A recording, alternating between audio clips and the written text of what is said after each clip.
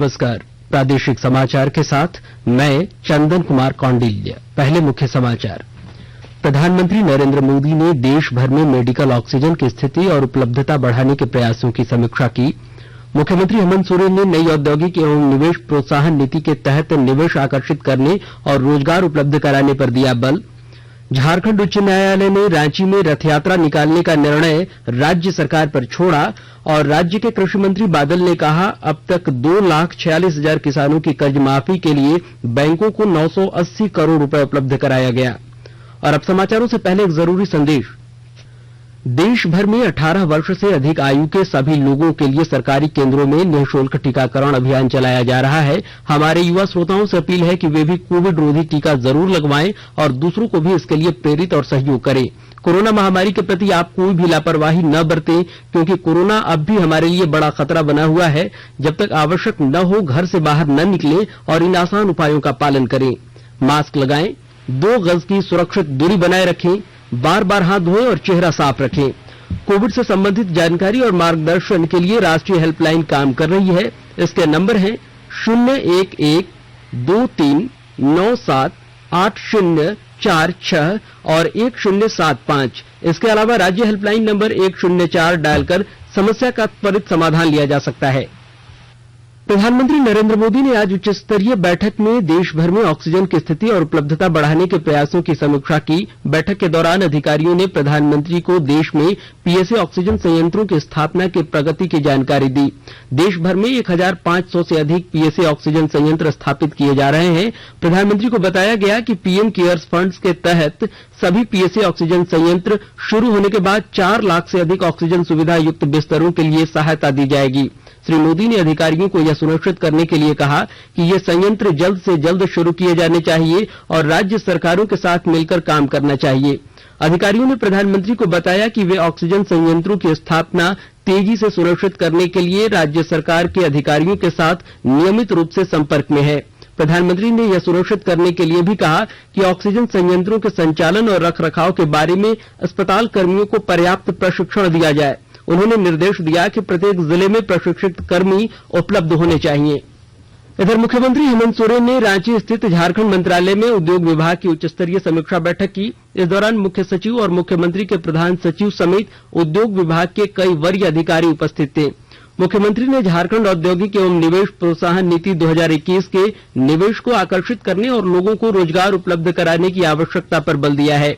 नई नीति में focus sector textile and apparel, automobile, auto parts एवं ई वाहन, एग्रो फूड एवं मीट प्रसंस्करण, फार्मा उद्योग और इलेक्ट्रॉनिक सिस्टम डिजाइन एवं निर्माण शामिल हैं। इसके अलावा पर्यटन, स्वास्थ्य, नवीकरणीय ऊर्जा, शिक्षा एवं तकनीक संस्थान, information technology, incubation centre, brewery और डिस्टिलरी यूनिट को भी प्राथमिकता मिलेगी। भारत ने कोविड टीकाकरण अभियान के तहत कुल 37 करोड़ लोगों को टीका लगाकर एक नया कीर्तिमान स्थापित किया है। स्वास्थ्य मंत्रालय ने इसे कोरोना के खिलाफ लड़ाई में भारत की ऐतिहासिक उपलब्धि बताया है। इधर केंद्र सरकार ने राज्यों और केंद्र शासित प्रदेशों को अब तक 38 करोड़ 18 लाख कोविड टीके उपलब्ध कराए हैं। केंद्रीय स्वास्थ्य मंत्रालय ने कहा है कि राज्यों और केंद्र शासित प्रदेशों के पास अब भी 1 करोड़ 70 लाख टीके उपलब्ध हैं। वहीं केंद्र सरकार आने वाले दिनों में 23,80,000 टीके उपलब्ध कराने के लिए प्रतिबद्ध है। देश भर में टीकाकरण अभियान को और तेज करने के लिए केंद्र सरकार निरंतर प्रयास कर रही है। संसद के आगामी मानसून सत्र की तैयारियों के सिलसिले में आज नई दिल्ली में एक बैठक हुई। राज्यसभा के सभापति एम वेंकैया नायडू की अध्यक्षता में आयोजित इस बैठक में लोकसभा अध्यक्ष ओम बिरला, संसद के दोनों सदनों के महासचिव और वरिष्ठ अधिकारी शामिल हुए। सूत्रों के अनुसार बैठक में यह निर्णय लिया गया कि बजट के पिछले सत्र में जिस प्रकार कोविड प्रोटोकॉल का पालन किया गया था, वैसा ही इस सत्र में भी किया जाएगा। दोनों सदनों के पीठासीन अधिकारियों ने सदस्यों के टीकाकरण की स्थिति की समीक्षा की।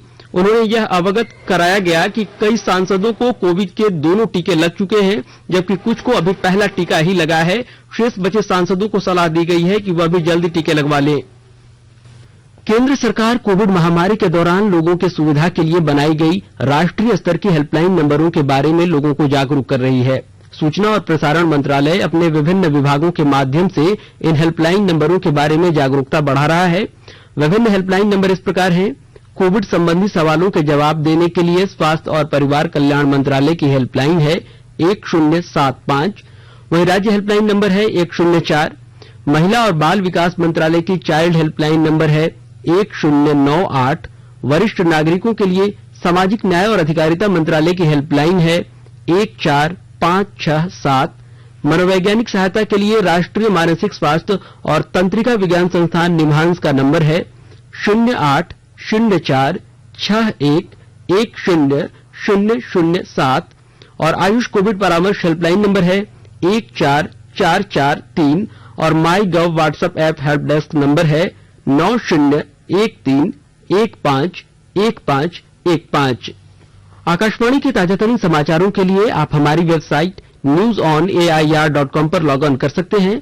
ताजा समाचार Twitter handle @AIR News Alerts और Facebook page all India radio news पर भी उपलब्ध है। आप प्रादेशिक समाचार एकांश के ट्विटर हैंडल @AIR News_रांची और फेसबुक पेज, इंस्टाग्राम पेज तथा YouTube channel AIR News Ranchi पर भी हमारे बुलेटिन सुन सकते हैं।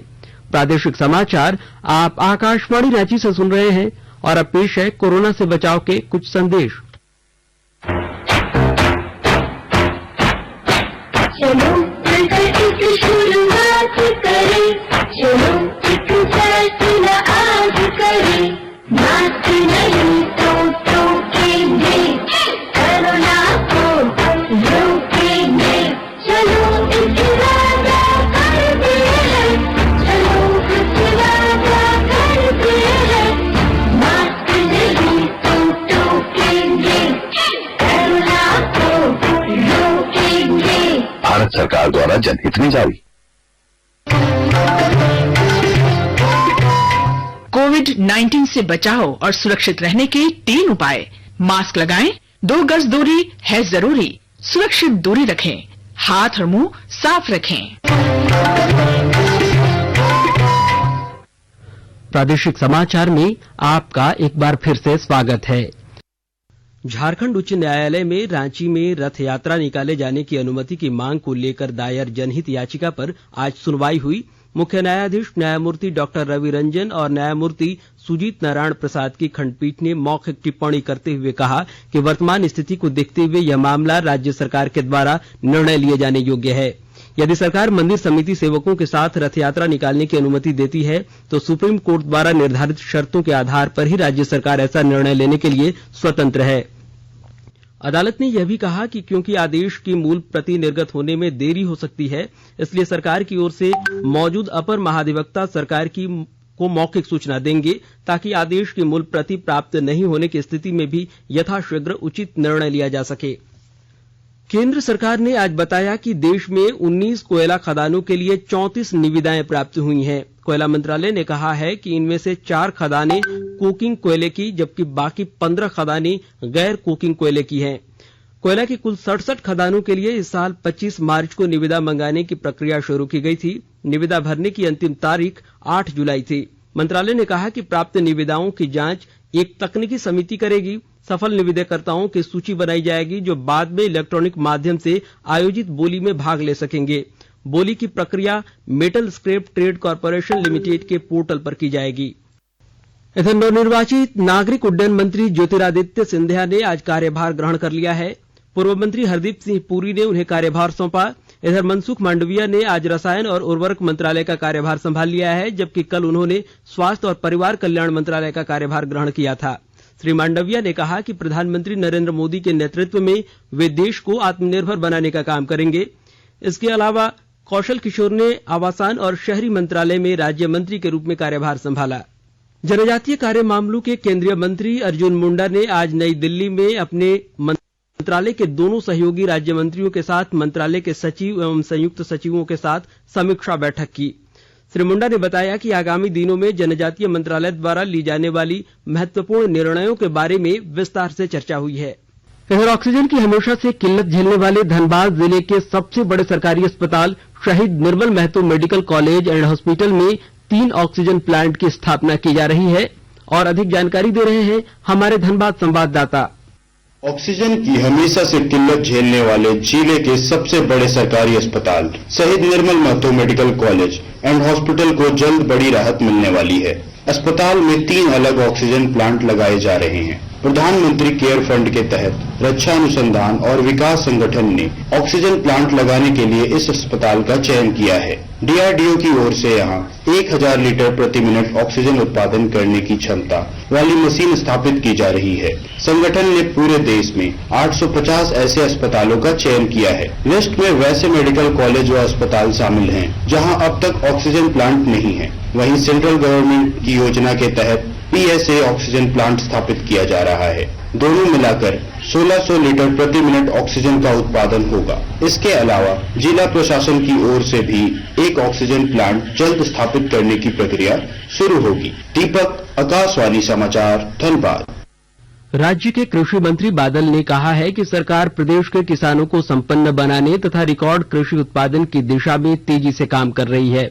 किसानों को समय पर बीज उपलब्ध कराने व यूरिया की समयबद्ध सप्लाई के लिए कृषि विभाग ने पूर्व से तैयारी कर रखी थी, उसे अब अमली जामा पहनाया जा रहा है। कृषि मंत्री आज रांची के नेपाल हाउस स्थित NIC में आयोजित राज्य स्तरीय कार्यशाला को संबोधित कर रहे थे।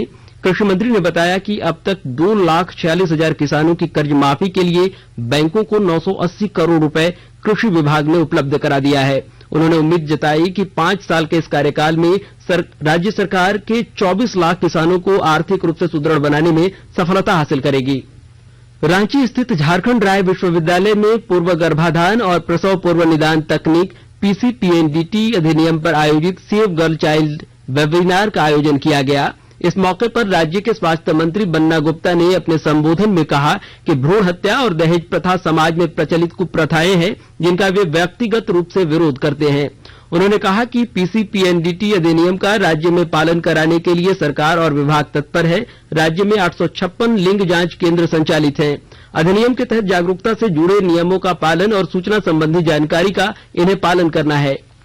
गिरिडीह जिले में पुलिस और CRPF की संयुक्त टीम ने माओवादी नक्सलियों के नापाक मंसूबे को विफल कर दिया है। जिले के पुलिस अधीक्षक अमित रेणु ने बताया कि माओवादियों ने सुरक्षा बलों को नुकसान पहुंचाने के लिए निमिया घाट थाना क्षेत्र के टेंगरा कला गांव के निकट छोटा पुल में लगभग 10 किलोग्राम का एक शक्तिशाली केन बम को छिपा कर रखा था।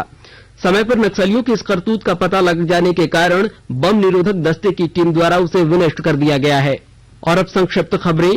पलामू जिले के छतरपुर थाना क्षेत्र में NH98 पर वाहन जांच के क्रम में पुलिस ने एक ट्रक में तस्करी कर ले जाए जा रहे 17 पशुओं को मुक्त कराया है। इस मामले में ट्रक चालक और खलासी समेत 3 लोगों को गिरफ्तार किया गया है।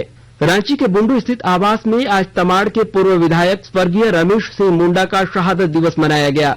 विधायक विकास कुमार समेत अन्य ने स्वर्गीय रमेश सिंह मुंडा के प्रतिमा पर माल्यार्पण कर श्रद्धांजलि अर्पित की। दुमका के नवनियुक्त उपायुक्त रविशंकर शुक्ल ने आज बैठक कर JSLPS के अंतर्गत जिले में चल रहे विभिन्न कार्यक्रमों की समीक्षा की और लक्ष्यों को पूरा करने का निर्देश दिया। इधर धनबाद जिले के पांडरापाला क्षेत्र अंतर्गत रेलवे ट्रैक पर आज एक अज्ञात व्यक्ति का शव बरामद किया गया। जनसंख्या समाधान फाउंडेशन के बैनर तले जनसंख्या नियंत्रण कानून लागू करने की मांग को लेकर रामगढ़ जिला में एक बैठक हुई। और अंत में मुख्य समाचार एक बार फिर। प्रधानमंत्री नरेंद्र मोदी ने देश भर में मेडिकल ऑक्सीजन की स्थिति और उपलब्धता बढ़ाने के प्रयासों की समीक्षा की। मुख्यमंत्री हेमंत सोरेन ने नई औद्योगिक एवं निवेश प्रोत्साहन नीति के तहत निवेश आकर्षित करने और रोजगार उपलब्ध कराने पर दिया बल। झारखंड उच्च न्यायालय ने रांची में रथ यात्रा निकालने का निर्णय राज्य सरकार पर छोड़ा और राज्य के कृषि मंत्री बादल ने कहा अब तक 2,46,000 किसानों की कर्ज माफी के लिए बैंकों को 980 करोड़ रुपए उपलब्ध कराया गया। और इसके साथ ही आकाशवाणी रांची से प्रादेशिक समाचार का यह बुलेटिन समाप्त हुआ। नमस्कार। घर में रहिए, सुरक्षित रहिए और सुनते रहिए आकाशवाणी।